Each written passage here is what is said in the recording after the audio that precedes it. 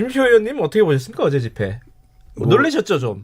뭐 그렇게 예측을 했어요. 왜냐하면 예측하셨어요? 왜냐하면 주말마다 이제 한국당이 광화문 집회했잖아요. 네. 근데 비슷한 시기에 장소를 달리해서나 또 같은 지역에서 열리는 태극기 집회하고 보면 태극기 집회가 훨씬 많은 사람들이 많았거든요. 그동안. 네.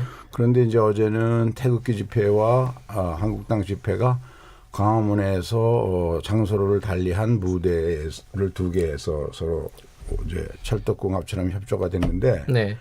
숫자는 굉장히 많을 수밖에 없다고 생각되는 게 우선 자유한국당이 총동원령을 내렸잖아요. 네.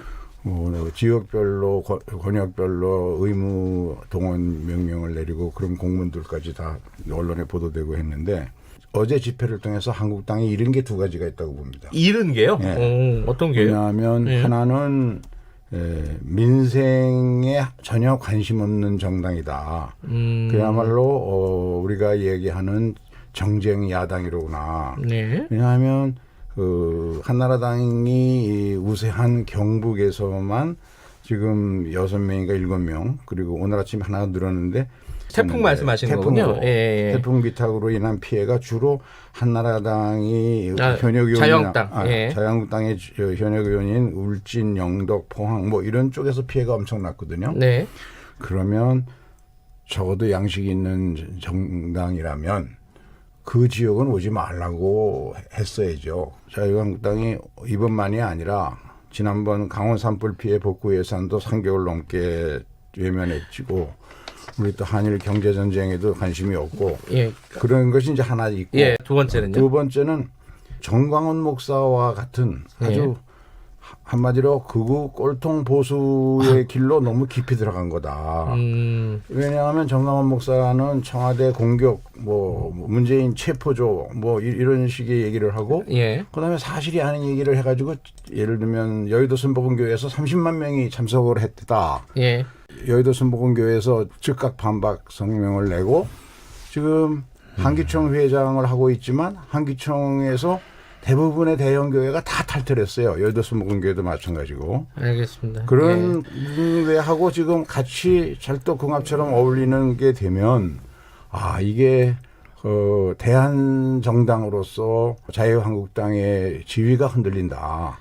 그러면 건강한 보수 세력을 대변해야 하는 것이 야당인데 이런 두 가지를 잃었다고 생각합니다. 김일표 의원님 뭐 이건 한국당의 공문 내용이 언론에 보도가 됐으니까 수도권에서는 원내는 400명, 원외는 300명, 뭐 대구, 부산, 경북은 원내 250명, 원외 150명 이런 식으로 동원 명령이 내려졌는데. 근데 그 김영우 의원님은 지금 아마 메시지 말씀하시는 것 같은데 저거는 이전부터 어떤 집회든지 우리가 늘상적으로 보내는 메시지일 겁니다. 통상적으로 해온 통상적으로 그러니까 한국당 정치 집회에 관련해서는 한국당 집회는 늘 동원을 통해서 통상적으로 동원했다. 이게 어제 그 정도로 우리가 동원할 능력이 있으면요 벌써 정권 넘어왔어요. 우리는 동원할 수 있는 그런 정도의 능력이 없습니다. 그 동원 그 공문에 보면 국회의원실 보좌진은 전원 참석하라.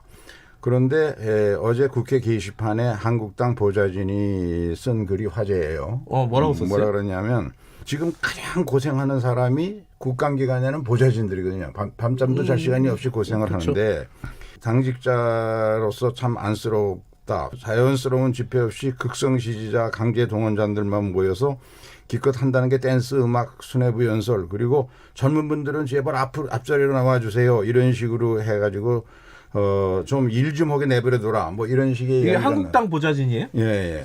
그래요? 좀 보셨어요? 저도 집회 성격이 지난 주말에 소초동 집회하고는 두 가지 차이가 있다고 봅니다. 하나는 공식적인 동원 명령을 내렸으니까 그게 하나 있고 두 번째는 폭력성의 문제예요. 폭력. 소초동 집회는 촛불의 정신을 살려서 청소까지 하고 깨끗한 그런 선진된 모습을 보여준 반면에 어제는 35명인가가 경찰 폭행 등의 혐의로 연행됐거든요.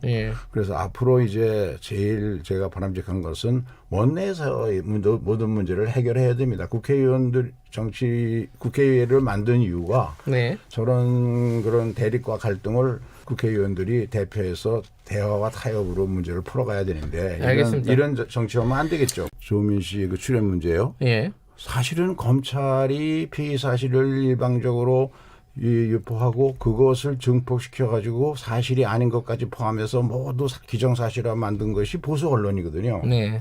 그래서 그동안 일방적으로 당하기만 한 것이 조국과 조국 가족들 방어권 행사를 한 번도 할 기회가 없었습니다. 네. 최근에 한국일보인가 거기서 인터뷰한 게 나왔고 정상적인 방송이라면 당연히 균형을 맞춰서 그 얘기를 들어보려고 할 거 아니에요. 예. 공격 방어가 돼야지. 음흠. 일방적으로 검찰이 이렇게 피의 사실을 흘리고 이걸 언론이 증폭시키고 다시 검찰이 피의 사실을 흘리고 하는 식으로 하면 소위 검찰의 기획 수사라고 하는 예. 옛날 군사정권 권위정부 때 사람을 범죄자로 미리 정해놓고 드라마를 각본을 짜듯이 거기에 맞춰가지고 진행하는 그래서 사람을 얼마나 많이 희생시켰습니까? 인혁당 사건도 그렇고.